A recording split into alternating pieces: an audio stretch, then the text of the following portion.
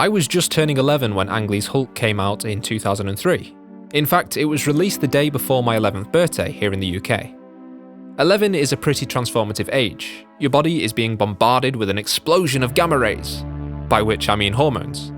To add to this, I was feeling especially nervous that summer about starting high school in a new area where I wouldn't know many people. In hindsight, I think this is the moment when I became a kind of anxious and introverted kid. The Hulk had always been one of my favourite Marvel characters from as early as I can remember. I watched the 90s cartoon on Saturday mornings, and I liked how his action figures could always withstand more abuse than your average Spider-Man or Luke Skywalker. Hulk was the ultimate power fantasy for any noodle-armed young boy such as myself, so when the movie rolled around that summer, I was an easy mark. My bedroom was decked out like a dedicated Hulk gift shop, with toys, posters, t-shirts and comics littering every inch of floor space. I liked the movie just fine at the time. It had the Hulk in live action, smashing and ripping tanks apart. What more could I ask for? To be honest, comic book movies had a particularly low bar to hurdle for me back then. Just seeing the characters I loved on the big screen in any capacity felt like a dream come true. But now, in 2020, I feel confident in saying that Ang Lee's Hulk is a masterpiece of superhero cinema.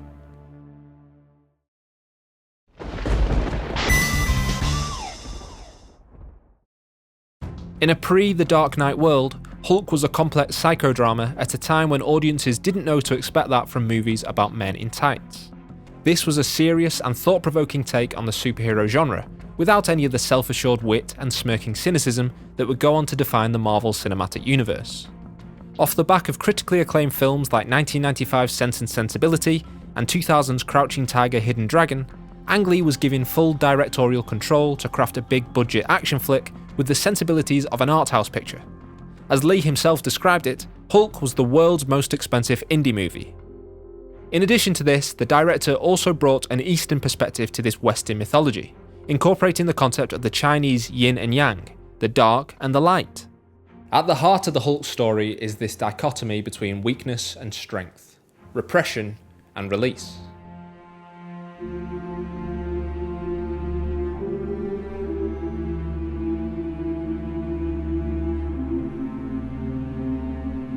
We have seen so many different on-screen depictions of the Jade Giant by now, from Hulk Smash to Hulk Smashed Avocado. But in my humble opinion, Eric Bana's portrayal of Bruce Banner and his big green alter ego remains the most faithful to the original premise set out in the comics.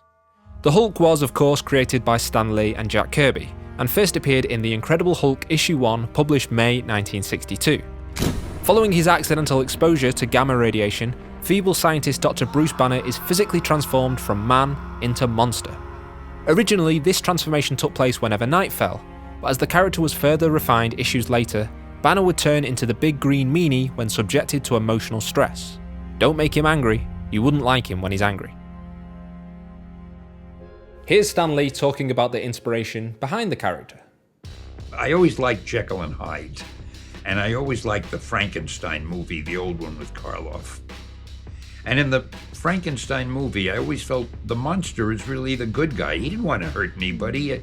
All those idiots with torches were always chasing him up and down the hills. So I thought it would be fun to get a monster who was really a good guy. But nobody knew that. And to take a leaf from the Jekyll and Hyde thing, where he could change from a normal person into the monster. And I did the Hulk.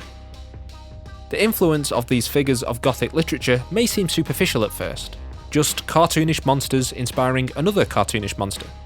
But to really get to grips with the character of Bruce Banner and the Hulk, you must first understand the well from which Lee and Kirby were drawing. Mary Shelley's Frankenstein, first published in 1818, is a deeply philosophical tale of science, creation, and the relationship between God and man, father and son. While with 1886's Strange Case of Dr. Jekyll and Mr. Hyde, Robert Louis Stevenson delivered a genre-defining meditation on the duality of man, with its allegories of addiction and homosexuality. Perhaps one reason Hulk failed to connect with superhero movie lovers at the time is that, in this film at least, Hulk isn't a superhero.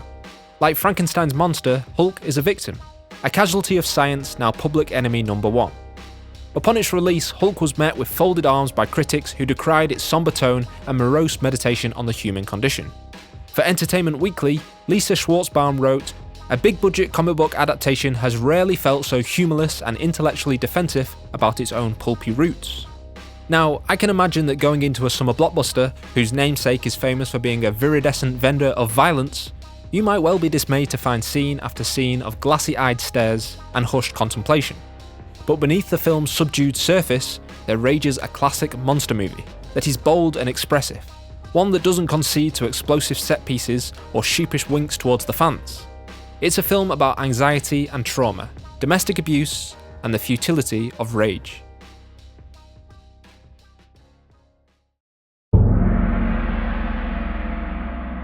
Now look, I know that some of you out there will be bristling at the mere mention of toxic masculinity. The truth is that there's a lot of misconceptions around the term.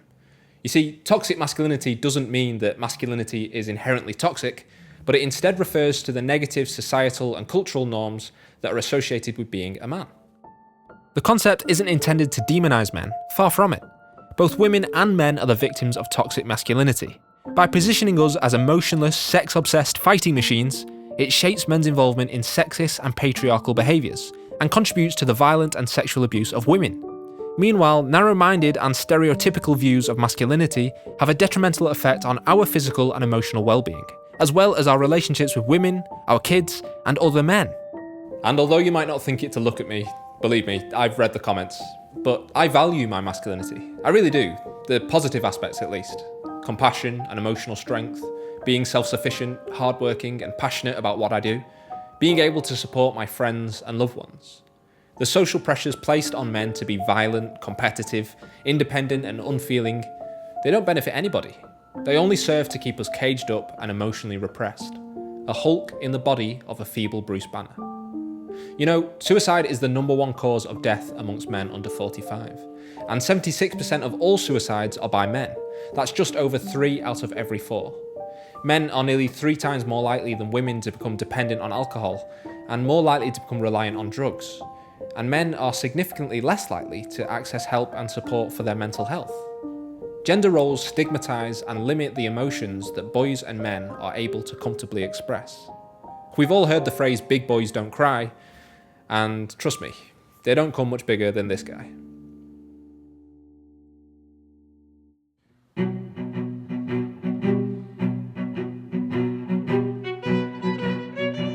Hulk is an overtly masculine film. The Green Goliath goes up against the military, an institution long associated with unspoken codes of behaviour and toxic masculine traits that negatively impact servicemen and veterans. Banner is routinely emasculated by the film's uniformed antagonists, General Thaddeus Ross, played here by Sam Elliott, and Glenn Talbot, who is the archetypal alpha male. Actor Josh Lucas is convincingly detestable as the cocksure army major, who is the antithesis of the meek and mild Bruce Banner. This tension is made all the more palpable whenever the two share a scene with the film's love interest and daughter of General Ross, Betty, as portrayed by Jennifer Connelly. The slimy, swaggering Talbot is a sexual competitor for Betty's affection, and he's clearly gained favour with her father. What ensues is scene after scene of the two men butting heads and measuring dicks. In fact, the overwhelmingly male cast of characters is only punctuated by Bruce's mother in flashbacks and Betty Ross herself. Betty comes to represent the emotional salvation in the film, a lighthouse in the storm. Bruce, and by extension the Hulk, only allows himself to be emotionally vulnerable around Betty. We see this when the two have their King Kong moment, with the Jade Giant gently picking her up and placing her on the car. The immediate aftermath is a scene that is much derided by the film's critics, the fight between Hulk and 3 gamma-irradiated mutts. I feel that the once state-of-the-art but now vaguely comical CGI belies a scene that serves as a powerful counterpoint to the tender moment that precedes it. As soon as the dogs interrupt the pair, the Hulk's emotional guard goes back up and we see him at his most primal, animalistic and vicious. He's protecting the woman he loves, he's being heroic, but in doing so, he is giving himself over to his anger and indulging in the violence. It's in moments like these that Bruce loses control and Betty loses Bruce. Those positive masculine traits that I just talked about, maintaining solidarity with a friend, succeeding at work, providing for one's family, the Hulk can't do any of those things, which means that Bruce can't either. Because of the Hulk, Banner can't have a stable life or stable relationships. And it's in this way that the Hulk becomes the perfect distillation of toxic behaviour. By the time that Hulk was released in theatres, it had been in production for over 10 years. In America during the 1990s, corporate culture had disenfranchised and de-individualized middle-class men. Menial desk jobs in colourless cubicles stripped men of their masculine power, while the growing rate of fatherless families led to a whole generation of boys facing a crisis of masculine identity. Office jobs in shirts and ties alienated men from the very thing that society had always told them was valuable: strength, practicality, and being the paradigmatic hunter-gatherer. Rather than deriving a sense of value from working with one's hands, men were churned up into the wheels of consumerism and suddenly had to take an interest in what gym to go to, or hair product to use, or whose name should be on the waistband of their underpants. Just as General Thunderbolt Ross seeks to commodify Banner's abnormal affliction to create an army of super soldiers, the strength and athleticism of the male body was increasingly sexualized and superficialized in mainstream media. When The Incredible Hulk was first birthed onto the pages of 1960s comics, concepts of masculinity were undergoing a transformation of their own. Bruce Banner's origin story is set to a backdrop of sexual liberation, the civil rights movement, and the looming threat of all-out nuclear war. Meanwhile, the growing debate around the US's involvement in the Vietnam War was calling into question the idea of the soldier as the pinnacle of virtuous masculinity. In a similar way, when Robert Louis Stevenson first published his Strange Case of Dr. Jekyll and Mr. Hyde, the emerging middle-class men of Victorian England were facing their own crisis of masculinity. Much like corporate America in the 1990s, industrialisation had brought on great socio-economic change and left in its wake a sense of class consciousness. Men were expected to be well-mannered and genteel, and in addition to this perceived domestication of masculinity, the Victorian era also saw the affirmation of gender roles that prevail to this day. Both Jekyll and Hyde and Hulk depict mild-mannered scientists who struggle against societal gender roles. While Dr. Jekyll is motivated by the allure of transgression and Dr. Banner by his pursuit of knowledge, both men ultimately find damnation through alter egos that uncage their primitive violent masculinity. For comic book readers, the Hulk's violent rebellion against emotional repression may be the ultimate power fantasy, and a moment of cathartic release. But the moral of both stories is that unfettered masculine power comes at a price, hurting those around you and isolating yourself. This is the paradigm that Ang Lee set out to accurately portray, and it's where the film's greatest strengths lie.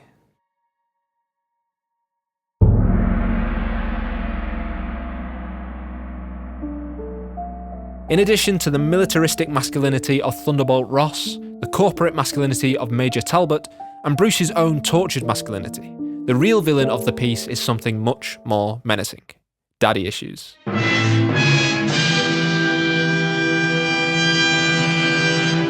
As Ang Lee puts it in his director's commentary for the film, every boy's worst nightmare, your dad is a puny human.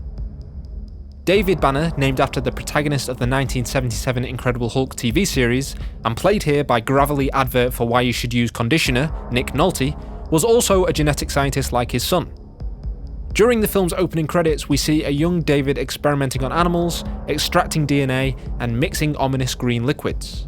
After learning that the government has put the kibosh on his super soldier project, the enraged scientist, already consumed by his work, takes matters into his own hands, and becomes the first human test subject. But when little Bruce Banner is born shortly thereafter, it becomes clear that anger runs in the family. You see, Bruce getting a face full of gamma radiation serves as the catalyst for his transformation into the Hulk, but it's not the root cause of his terrible temperament. He inherited his altered genetics from his father. The Hulk isn't just some freak science project gone wrong, not really. This is the story of a toxic childhood and the legacy of an abusive father. Throughout the film, there is a recurring motif of a closed door. It's something that haunts Bruce in flashbacks, and also when he and Betty later revisit his childhood home. The closed door explicitly represents the bedroom door behind which David Banner abused and ultimately murdered Bruce's mother. But it also symbolises emotional repression and the fear of the monster that lurks behind the door, locked away and waiting to be set free.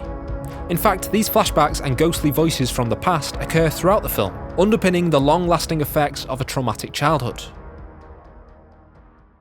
There's actually some precedent for this in the comics. Bill Mantlo first introduced the idea of Bruce being the victim of an abusive father back in the 1980s, while legendary Hulk scribe Peter David expanded further by suggesting that Banner's multiple personalities were the direct result of his childhood abuse.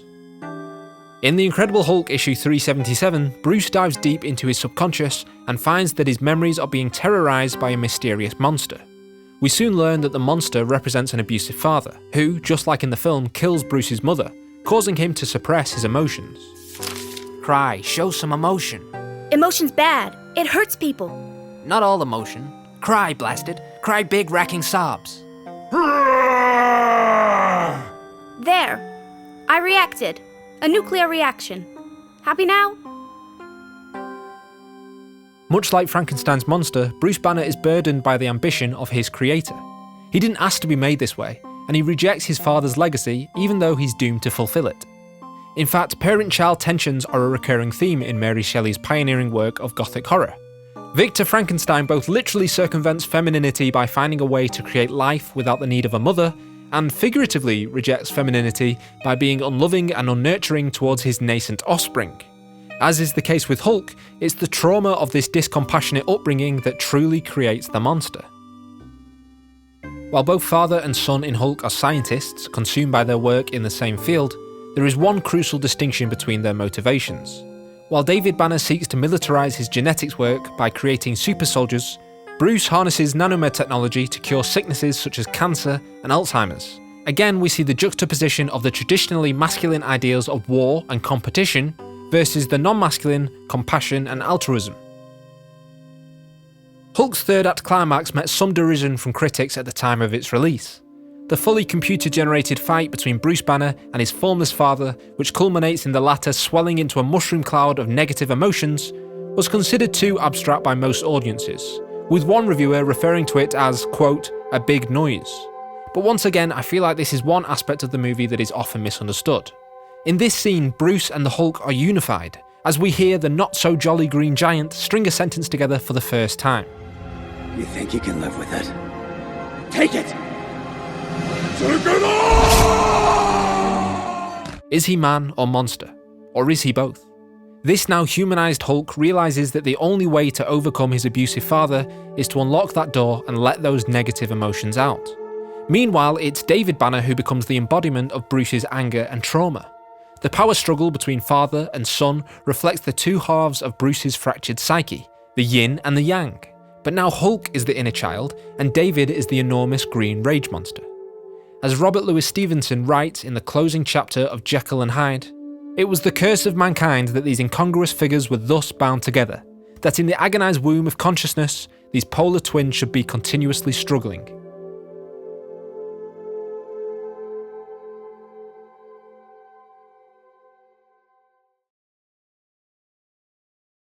When I was a kid, I always related most to Peter Parker. I think a lot of comic book fans do. We like to imagine ourselves as the shy and nerdy but ultimately righteous hero who will always prevail against evil. But the older I get, the more I find that I'm no Peter Parker. I'm Bruce Banner. I think we all have a Hulk that rages inside of us, and it's not just the things that make us angry, it's our worst fears and our greatest insecurities. It's any time we've ever felt powerless, rejected, or inadequate. It's the things that make us anxious or self-conscious, make it difficult to connect with others, or just make us really fucking sad. You know, you can't be like General Ross and his army and fight that Hulk. You won't win. You'll just end up hurting yourself and those around you. But you can be more like Betty. You can be kind and you can be compassionate, and you can listen to what your Hulk has got to say. On screen right now are some mental health organisations and resources that, I don't know, maybe you'll find helpful. I'll also put links to all of these in the description of this video. If you are feeling lost or hopeless or frustrated, I just want to say that you're not alone. There is help out there, and there are people who understand whatever it is that you're going through. It's not weak to ask for help if you need it. It doesn't make you a puny Banner. In fact, it makes you strong, like the Hulk. It's okay to be sad and angry. You know, God knows there's a lot of things to be sad and angry about in the world right now. And after all, It's not that easy being green. Wait, hold on. Here's the thing. The video was supposed to end with me singing Being Green. You know, the Kermit the Frog song about wishing you were something else, but ultimately realising your own dignity and self-worth. If you haven't heard the song before, please go look it up because it's beautiful, and I chose it because I thought it would be funny and goofy, but at the same time poignant and moving. But then YouTube slapped me with a big old copyright claim, so I guess that's not happening anymore. Instead, I'll just say this. Thank you from the bottom of my heart for watching. Stay safe and take care of yourselves, and I'll see you in the next video. Bye bye.